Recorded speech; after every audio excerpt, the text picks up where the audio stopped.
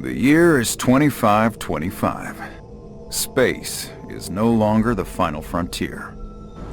Mankind has spread out to the farthest reaches of the known galaxy. I've always been one of those people that easily falls for a good tower defense game. I just sink into them effortlessly when I want a game without too much effort. It's easy to just make a few broad strategic decisions and trust that your troops or towers or whatever will work as intended and kill all the things. Provided you pick the right strategy, that is. So the original Space Run game was right up my alley, and I devoured this game back in the day. And then Space Run Galaxy shows up 2 years later, and I was like, hell yes, give me some more of that. Only when I started playing the game, it was just not the same. What do you mean I can't make another laser cannon? I have hex nuts for days. Wait, where's the repair button? Is this even still a Space Run game? So yes. Whether it seems like it or not, Space Run is essentially a tower defense game with some nice visual trickery going on that makes it seem like you're flying through space. In Space Run, you play the role of Buck Man, a former military pilot who now makes his living running his own space shipping company. Sir, I have an incoming communication from Nuclear Star. Put him through. Mr. Mann, your recent exploits have come to our attention. Each level gives you a contract from another company to move something or other from one end of the level to the other, dealing with whatever obstacles you encounter along the way. These will basically be asteroids or pirates that come at you from various directions, and you need to dispatch them by building turrets in appropriate places on the ship. Easy, right? You also need to make sure you finish the delivery on time. So you will need to use some of your resources to build thrusters to make your ship go faster as well. Of course, we can't have any game in this day and age that doesn't have some sort of progression system, so in between levels you spend the currency you received as payment for each successful delivery to buy new module types to use in future missions. You can also unlock special abilities that really help in tight spots and provide the skill gap for those willing to micromanage their turrets. These modules will be things like new weapons, shields, power generators, better thrusters, EMP weapons, and they all will be needed at some point. Now the hook for this game in my case was the puzzle aspect of it. You'll very quickly notice that the levels aren't random. You always get a certain number of enemies at certain times, and that means eventually you can figure out the perfect way to do each level, and the pursuit of perfection is what grabs you. Soon you'll be starting every level with a practiced routine like you're doing a build order in StarCraft or Command & Conquer, and the enemies only ever surprise you the first few times.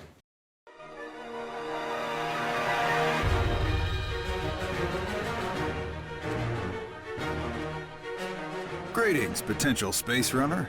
I'm Captain Buckman. Back in the day, maybe 20... Now enter Space Run Galaxy. Cosmetically it looks the same. Your ship looks the same, the tutorial level plays the same way, you have a new and improved Android co-pilot.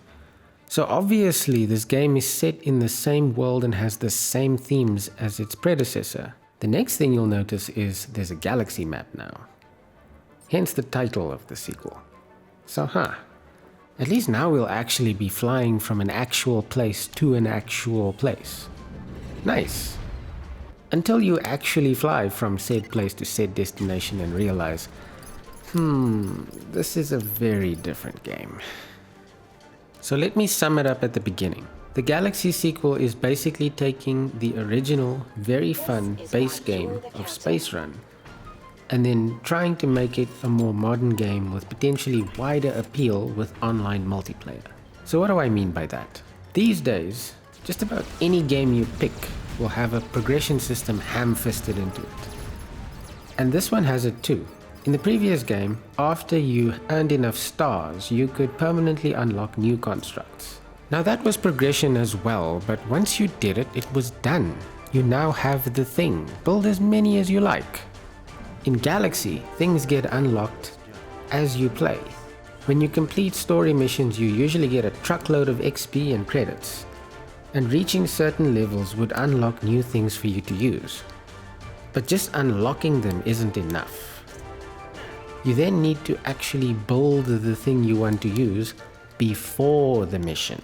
But to build them, you need a different resource. And these resources are obtained primarily by doing the side missions. So you hustle around, move some more cargo, and build yourself a shiny new force field. And you take it out for a spin. But you only built one. So that means you can only place one during each mission. So this is the next point where they try to make the game more contemporary by adding time sinks. These days developers and publishers want you to play a game forever, because then they can build the game once and monetize it into perpetuity. And in Space Run Galaxy, the place where most of my time disappeared was in earning and then moving resources around. Yes, moving resources around. Here's an example. Okay, so we're just gonna have a look at how the game sort of forces you to move resources around, which don't really help you with any of the story missions. So these are the resources that you get here. You can see they have different colors. The red ones are for offensive modules. The blue ones are for defensive modules, so shields, ion cannons and such. The green ones are called utility modules. They are for building things like repair modules and thrusters and so forth. And some of them actually are weapons that have special effects.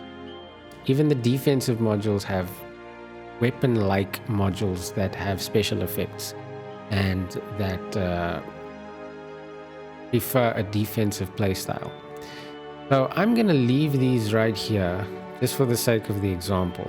And what I'm going to do is I'm going to take a mission from Tortuga to Seti Station. Hey! Now I've already done this mission, but it should still prove the same point. You'll see by the green check mark that I've already done it. Now I'm going to do the blue mission. It says move 4 items from here to here.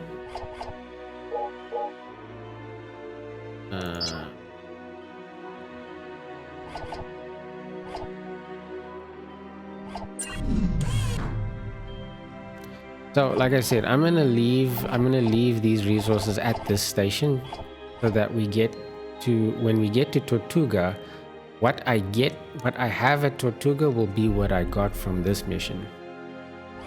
And what I'm gonna bet on is that what I'm gonna get is some useful things and some red modules which I will not be able to use. But you'll see why when we get there.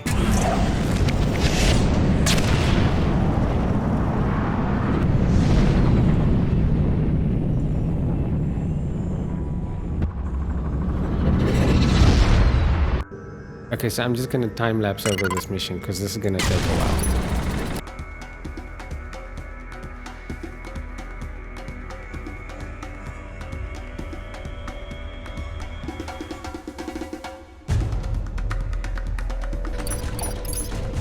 while. Are you serious?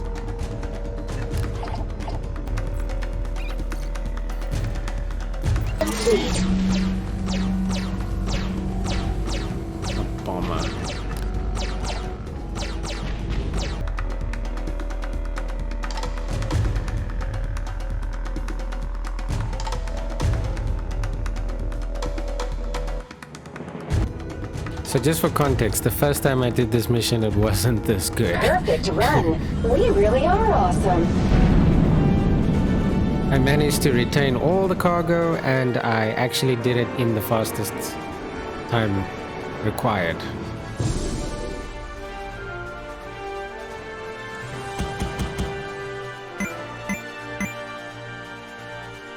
With 1 second to spare. We will most likely use you again. So you get money for each piece of the payload that survives. You get experience the first time you do the mission. I've already done it, so I get no experience. And then you get these things. So these only show up, from what I've seen, in side missions, as I mentioned earlier. So let's see. Red. I thought so. Green. Okay. Green again. Blue.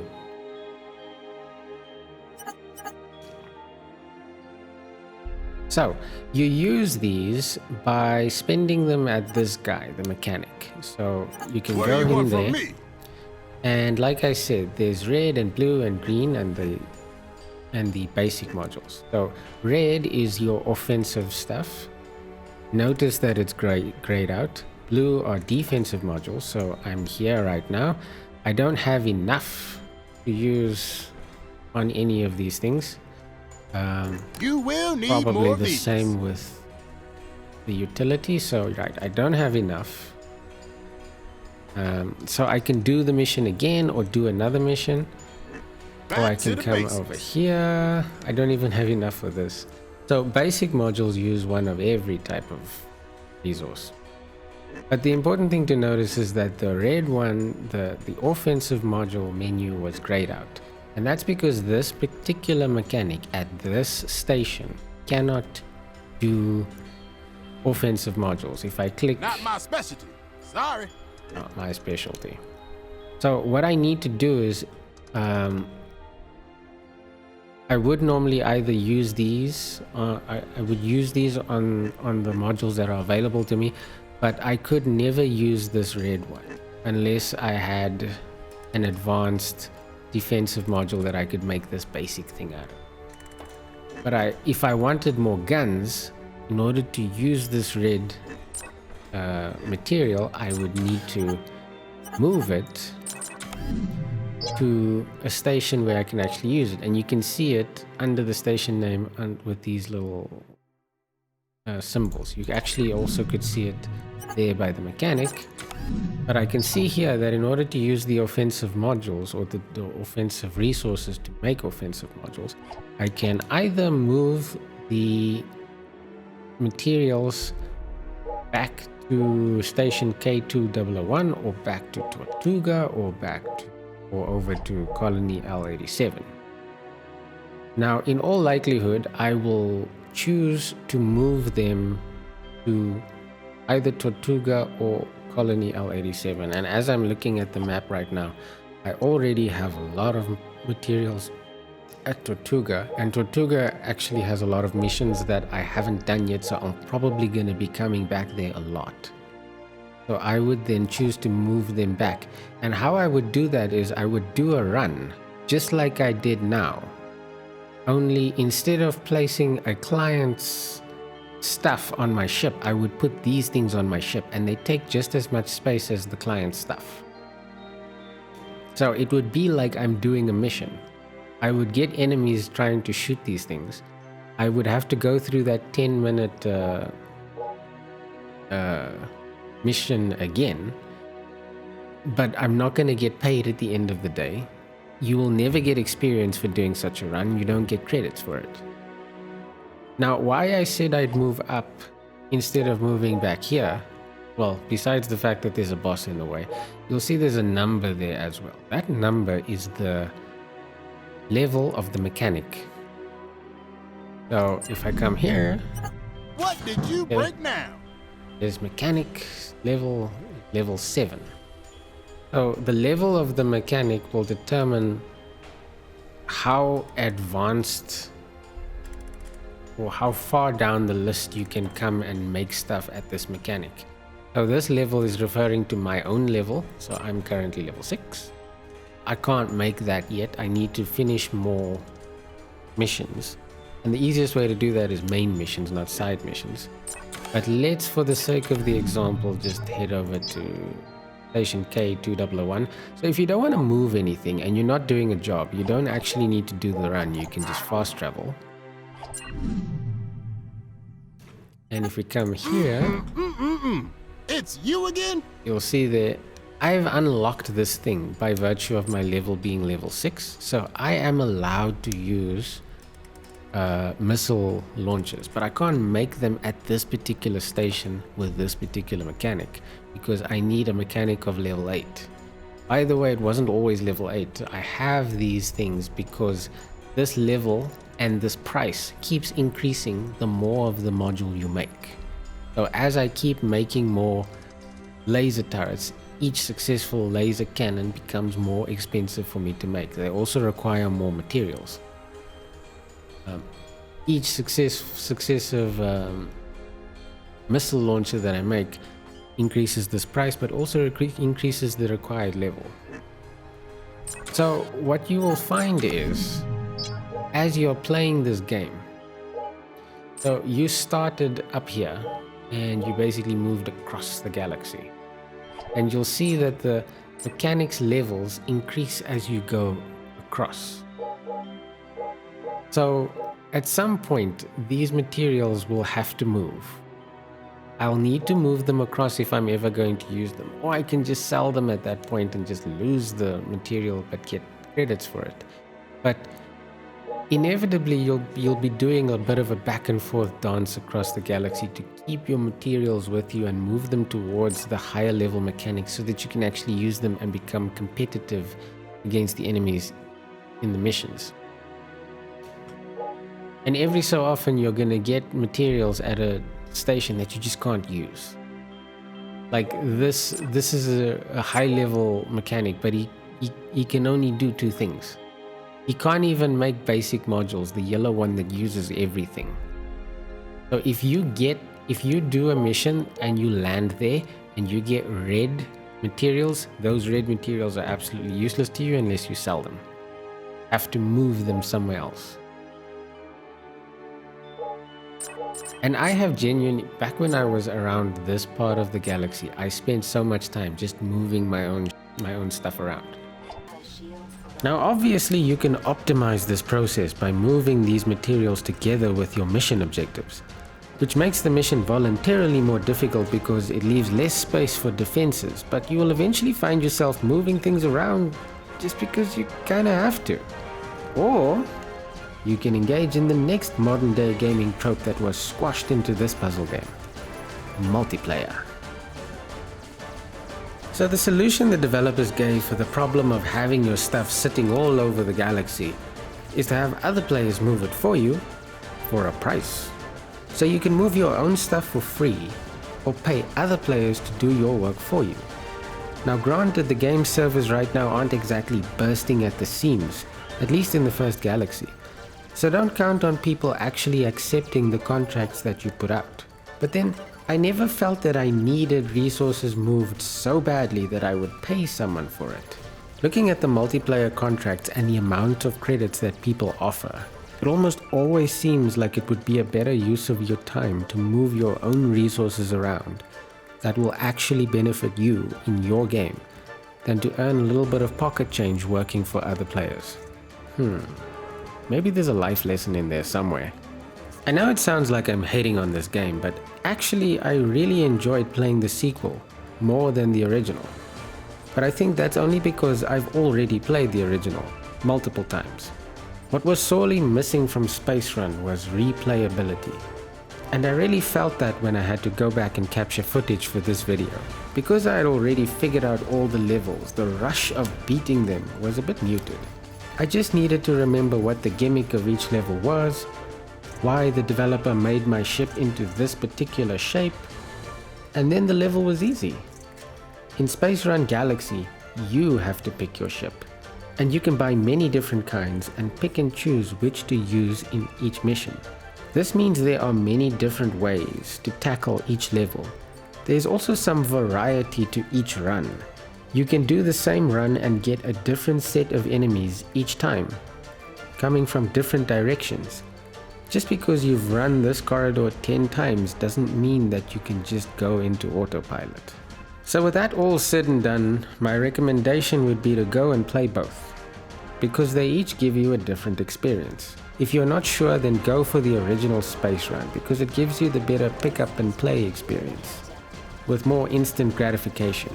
The sequel was a bit more of a long-term investment, and I found that it only really started to become enjoyable once I was about halfway through the first galaxy, when you've unlocked a few things and all of the game's mechanics start interacting with each other.